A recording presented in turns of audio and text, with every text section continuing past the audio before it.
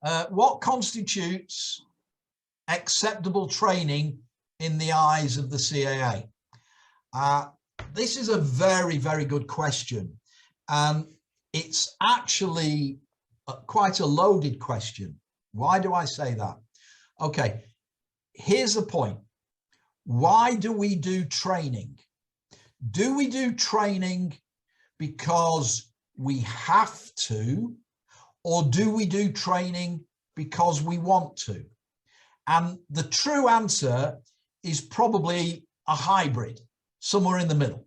Some of the training we do because we have to, some of the training we do because we want to. But when we're talking about training, who actually approves the training? Because it's amazing that we've been doing this now for 15 years. We still get people coming along and saying, we want to do a part camo course, but do you have approval from EASA to deliver this part camo course? And who are you, sir? I'm the Continuing Airworthiness Manager. You're the Continuing Airworthiness Manager, and you're asking if we have EASA approval to do a part camo course.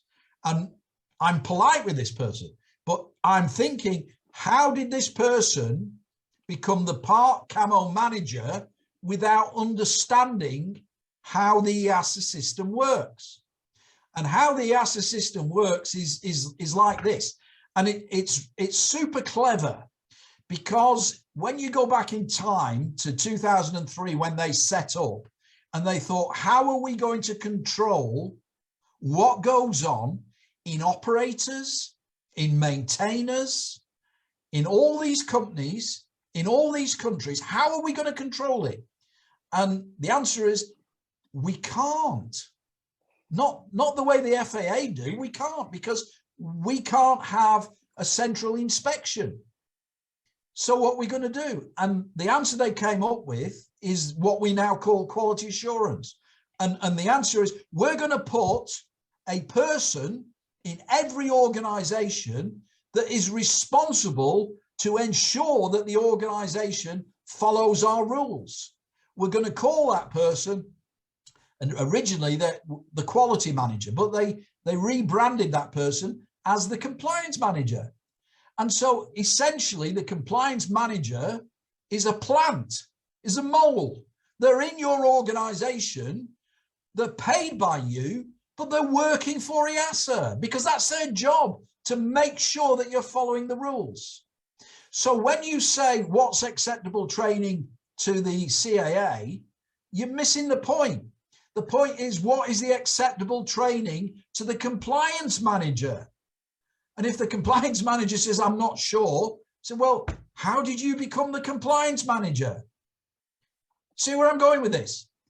That's how EASA works. So when the CAA comes to audit you, what they're doing is they're looking at your organization's processes, and they're seeing that you've got the capacity to manage yourself.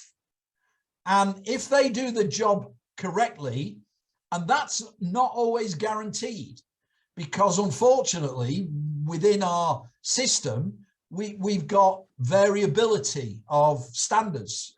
We shouldn't have. Within the European Union, we should have one standard, but unfortunately we don't. We have a variable playing field, and this is a discussion for another time.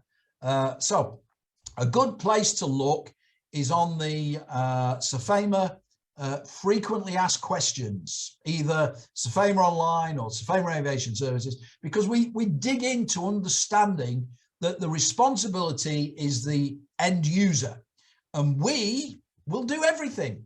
We will even give you free of charge guest access to audit the training before you decide that this is the training that you want for your personnel.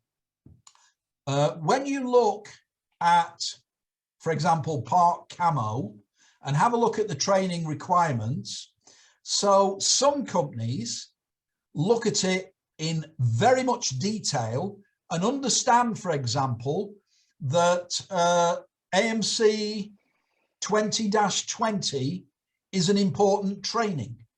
And so we will get some companies come to us and say, we want to put, and in one case, 300 people in one company went and did AMC 2020 training.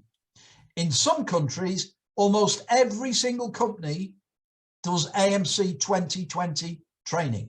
And then in another country, nobody. What's the difference? Well, in the first country, the CAA is telling the operators and the CAMOs, you must do this training and we're going to audit you to make sure that you've done it. And in another country, it doesn't happen. But who makes the decision? The decision should be made by the quality manager or the CAMO manager. CAMO quality manager reporting to the continuing airworthiness manager and deciding on what training should take place. Because if you wait for the CAA to tell you that you haven't done such and such a training, it's probably too late. Too late for what? Well, here's the thing. Why do we do the training? As we said, some of the training we do because we have to, but some of the training we do because it builds competence. And if our guys are more competent, they become more effective in the workplace. And if you're more effective, you can save the organization money. And that's one of the reasons for providing people with training. But however, at the end of the day, it's the receiving organization to ensure that the material meets your needs, and to support the obligation, we provide guest access. So we will do whatever we can. And just to give you an example, we've been asked to make a training for 145 organizations related to fatigue.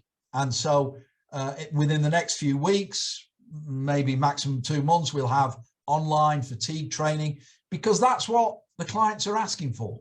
Now, we will make this fatigue training, and I know for a fact that several European countries, many companies will put people on the fatigue training, and in other countries, zero. Nobody will do fatigue training. That's how it is. This is what we say about the European level playing field. It's not level. It's anything but level. But this is the reality of where we find ourselves. Okay, again, there's several blogs.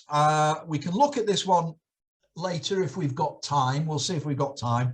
But remember what I said, that if you did a search for Sofema and then what training is required for an EASA CAMO, you get a whole list of courses that you can look at.